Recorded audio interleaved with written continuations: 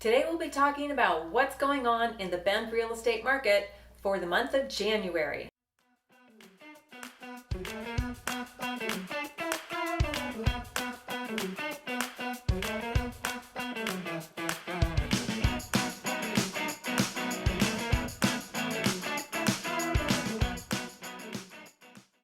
Hi, I'm Nora Spangler with Rogue Real Estate here in beautiful Bend, Oregon. I'm glad you found my channel.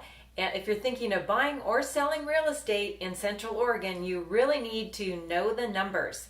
As always with my real estate updates, I'm just using numbers for the city of Bend, single family homes only. That way it's consistent and we capture the same information every month.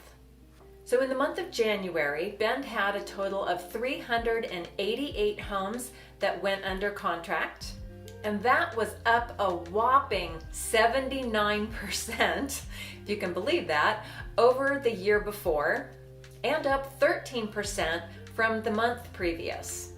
The number of homes that sold in January was 172, and that was down about 9% from the year before, and down 25% from December. So December was a crazy sales month in Bend, and that's a little bit unusual. It's usually quiet here in the winter, but due to all of the factors in our economy and the possibility of interest rates going up and prices going up, I think people are having that sense of fear and anxiety, and they are jumping into the market in the winter when normally they wouldn't be doing that. They would wait until the spring or summer.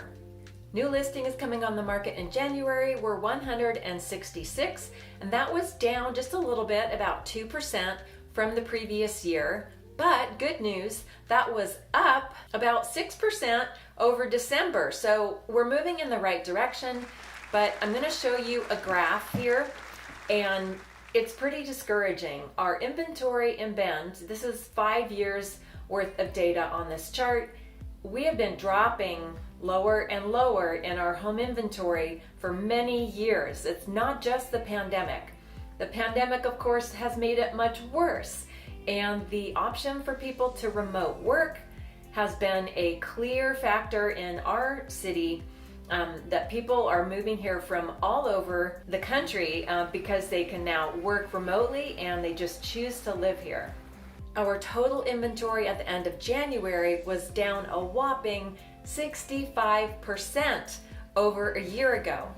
If you have comments or suggestions about videos you would like to see, questions about what's going on in the Bend real estate market, go ahead and drop a comment below. I would love to hear from you. If you're thinking of moving to Bend, Oregon, click the link below in the description box and grab a copy of my free relocation guide. Maybe you'd rather just have a quick chat with a local real estate expert in Bend, like me. So go ahead, there's a link down below where you can book a 30-minute phone call with me. I'd be happy to answer any of your questions. We only had 165 homes for sale at the end of January, and I just checked, and in the first week or so of February, we have already gone under contract. We call that pending homes. 84 have gone under contract. So that has just gobbled up about half of the inventory that we had. And we've only had 15 new listings come on the market. So our inventory is in very sad shape. And after I go through the numbers, we'll talk a little bit about what does this mean for buyers and sellers, and what can you do to be prepared in this kind of a low inventory market. Our months of supply at the end of January were only 0.6 of a month. That's about a little over 2 weeks of inventory. So we are just burning through homes that do come on the market very quickly.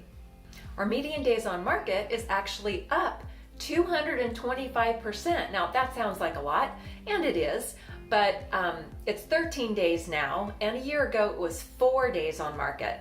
Yes, even in January, it was 4 days. This past January, it bumped up to 13 days on market. But that's actually a little bit lower than it was in December. It was 16 days. So a big question when homes are selling this fast and the prices are rising is, Are you going to have to pay above the list price to get a home in Bend? Well, right now our percentage of original home price, or it's also called the list to sales price ratio, we're right at 100% for the median.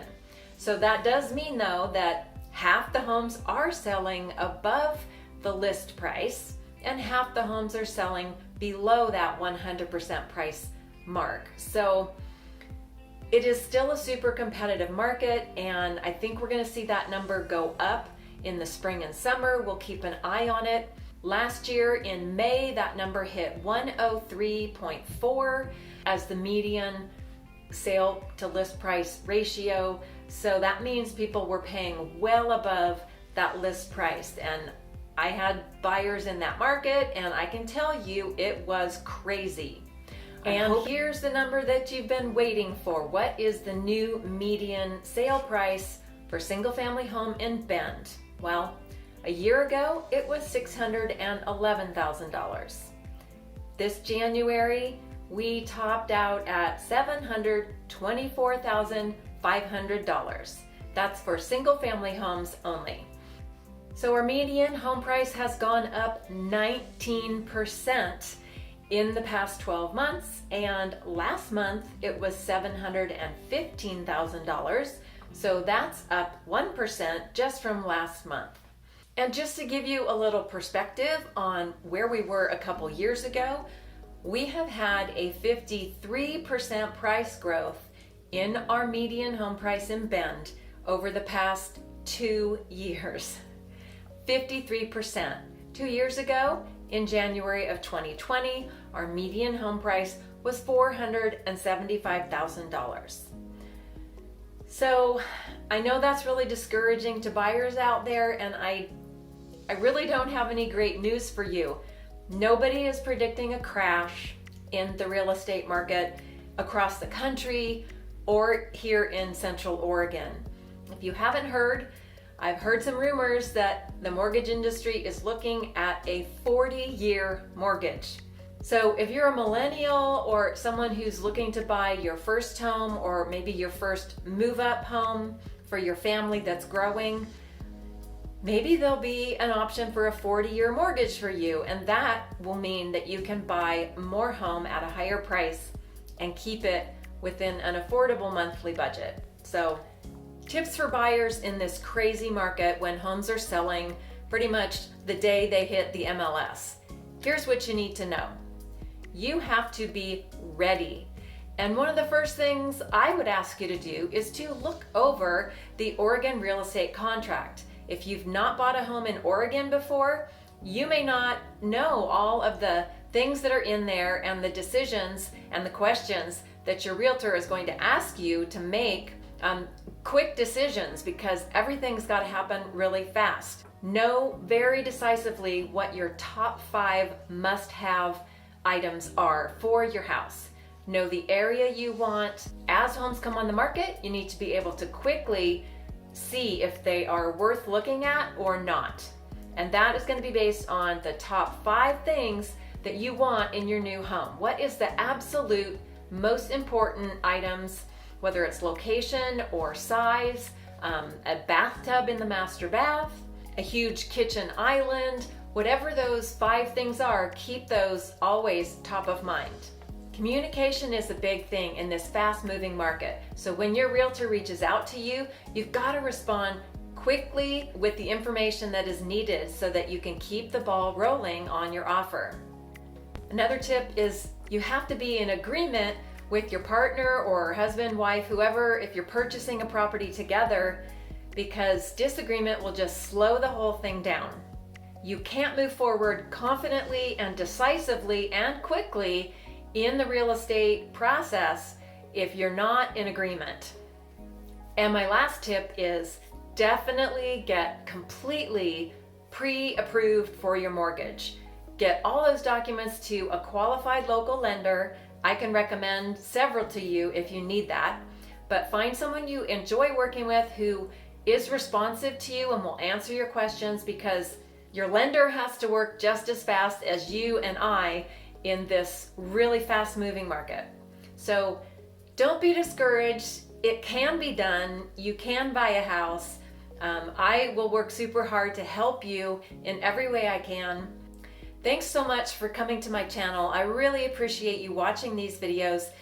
Give it a thumbs up and hit that subscribe button and the bell icon so you get notified every week when I do a new video, and once a month I will do a real estate update like this to keep you informed of all the numbers.